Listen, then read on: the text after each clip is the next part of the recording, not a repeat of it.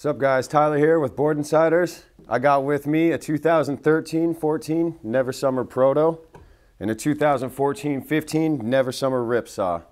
Both these boards have some similar technologies. Actually, they're both a rocker camber or camber rocker combination. So they both have a reverse camber in the center of the board and a regular camber underneath the bindings. Now, one big change that you'll notice right away from the 14 and 15 Ripsaw here is that when I set the board down, the contact points, they're pretty much already touching the ground. They might be slightly elevated, but not once you get strapped in.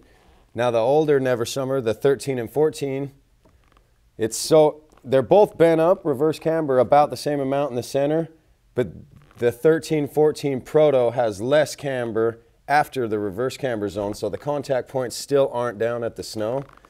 This new one has so much extra camber that they put in right here that the contact point is actually brought all the way back down to the snow. So that's allowing you to have, in theory, quite a bit more edge hold in a lot more situations.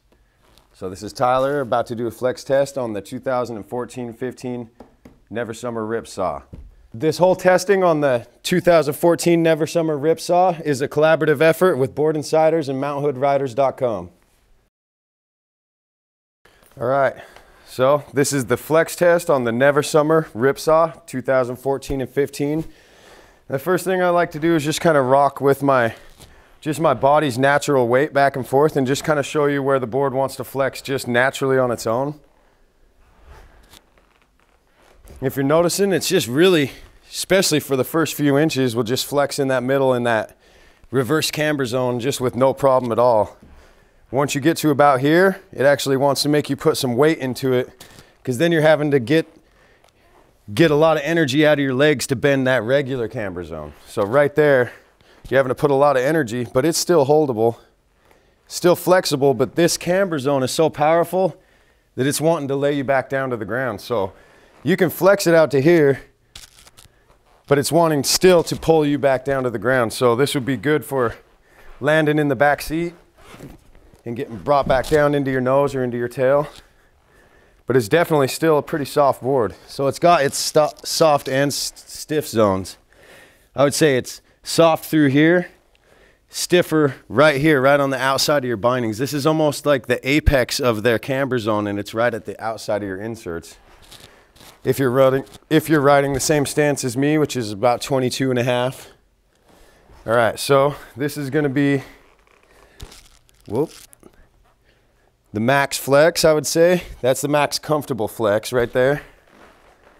Woo. About to fall over. Oh yeah. And torsionally flexing, wow, this board's like, wow. It's like a noodle almost. This is awesome, torsionally flexing. It's really easy for me to just raise my toe right off the ground and notice how my left foot can stay real flat. And the same thing with the heel. I can lift this heel all the way off the ground without really having too much movement on the other one. So torsionally flexing, it's like a 4 out of a 10 on a stiffness. And I would say just flexing on tip and tail is about a 6 or a 7 out of 10 for the stiffness. So I rode this board yesterday out on the snow, and when I was riding it on the snow, the one thing that I felt is that the board always wanted to bend in the middle. It felt like it didn't want to bend out here as much. Now that I'm doing on the carpet, I'm noticing that it does bend through the board evenly. You'll see the same bend happen, but you can feel the energy wanting to release the other direction right here. So it actually feels pretty close to what I felt on the snow yesterday, that it bends here more and holds more energy here. So it still wants to bring you back down to flat or back down to the ground.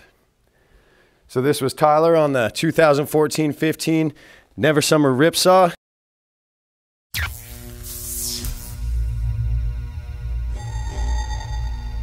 For the latest snowboard reviews, check out boardinsiders.com.